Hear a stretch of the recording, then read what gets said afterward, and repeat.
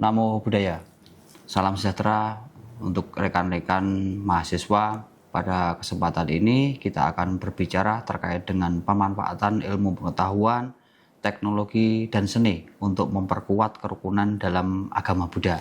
Nah, ketika kita berbicara terkait dengan ilmu pengetahuan, teknologi, dan juga seni, semua ini adalah integrasi. Nah, di dalam era modern ini, pemanfaatan ilmu pengetahuan, teknologi, dan juga seni menjadi kunci penting dalam memperkuat kerukunan umat beragama, khususnya di dalam agama Buddha.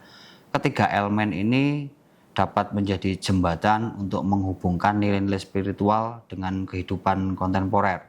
Nah, di dalam agama Buddha mengajarkan tentang kebijaksanaan, welas asih, dan juga harmoni dengan memanfaatkan pengembangan ilmu pengetahuan dan juga teknologi seni ini. Ajaran seni dapat disebarkan dan juga lebih luas lagi di dalam dipahami dan juga mendalam oleh umat Buddha di seluruh dunia dengan pemanfaatan dengan adanya ilmu pengetahuan teknologi ini sebagai bahan, sebagai alat untuk kita bisa menyebarkan ajaran ini di dalam umat seluruh dunia. Nah, di dalam selanjutnya, di dalam peran ilmu pengetahuan, di dalam memperkuat kerukunan, kita berbicara terkait dengan psikologi dan juga meditasi. Nah, penelitian ilmiah tentang meditasi Buddha menunjukkan pemanfaatan nyata untuk kesehatan baik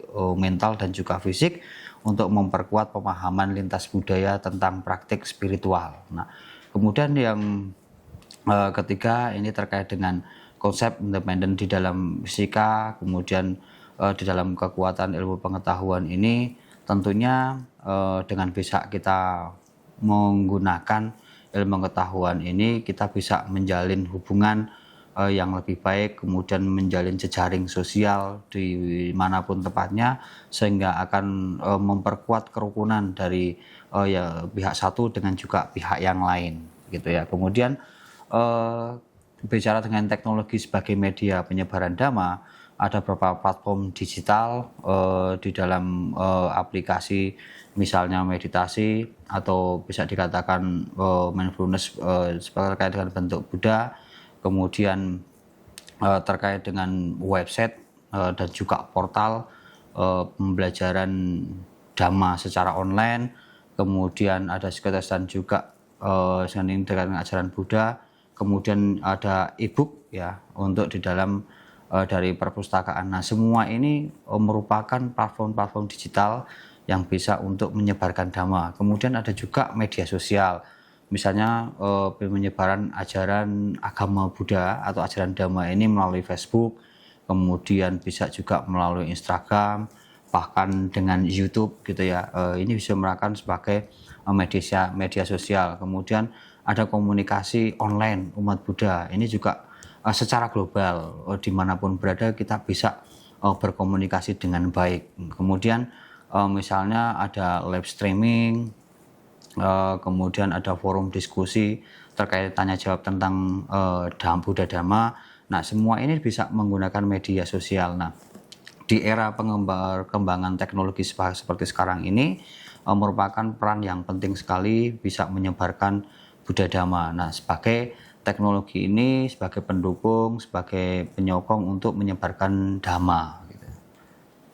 Nah, kemudian terkait dengan seni sebagai ekspresi kerukunan, ada yang pertama ini adalah seni rupa. Lukisan misalnya, kemudian patung dan juga relief Buddha ini menjadi media visual yang menyampaikan ajaran tanpa kata. Kenapa bisa ditampakkan kata? Karena kita hanya bisa memandang, kita dapat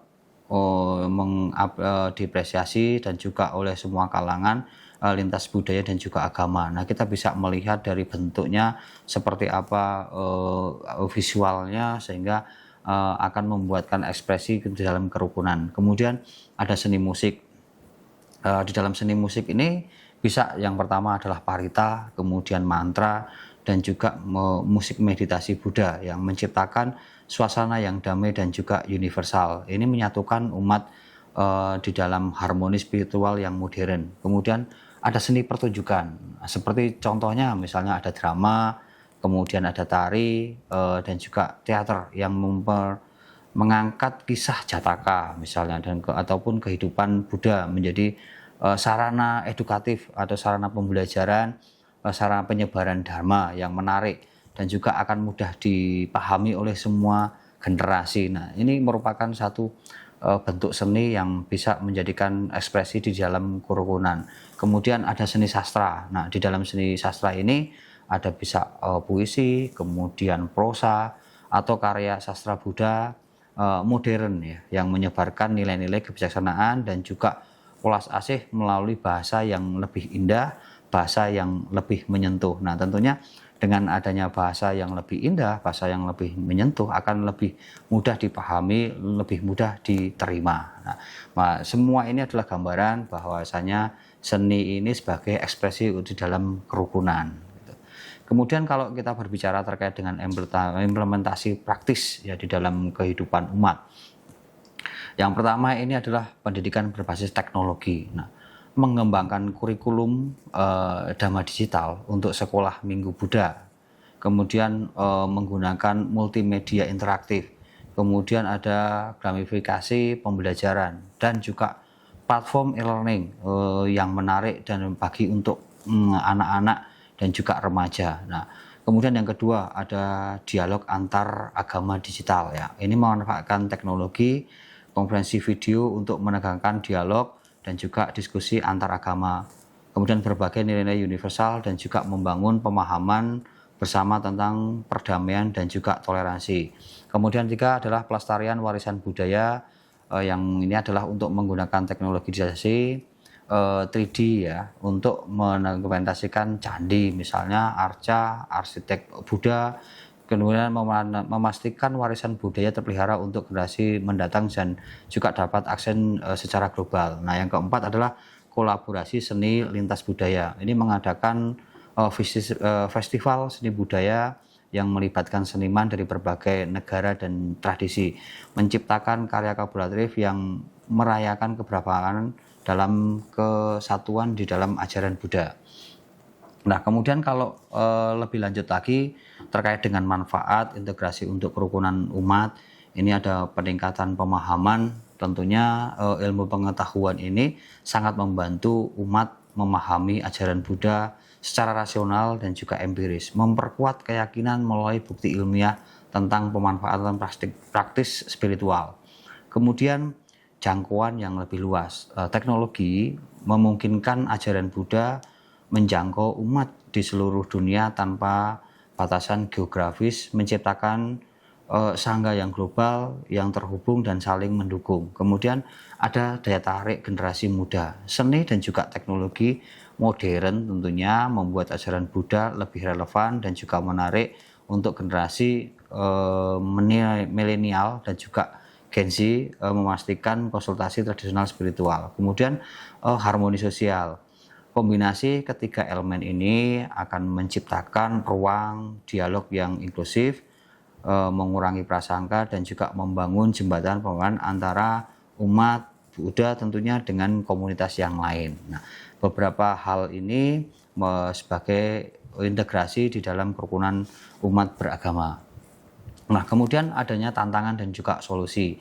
Tantangan di dalam saat ini kesenjangan digital, tidak semua umat memiliki akses teknologi. Kemudian adanya komersialisasi. Nah, resiko dari ajaran menjadi komoditas. Nah, ya kemudian ada distorsi ajaran, penyebaran informasi yang tidak akurat. Nah, saat ini ketika kita berbicara terkait dengan misalnya disertasi terkait dengan penyebaran informasi yang tidak akurat ini, ketika suatu hal tidak akurat kemudian langsung seperti lilin yang menyalakan lilin tanpa mengurangi cahayanya sendiri. Demikianlah berbagai kebijaksanaan melalui ilmu pengetahuan, teknologi dan seni ini akan memperkuat cahaya kehidupan di seluruh dunia.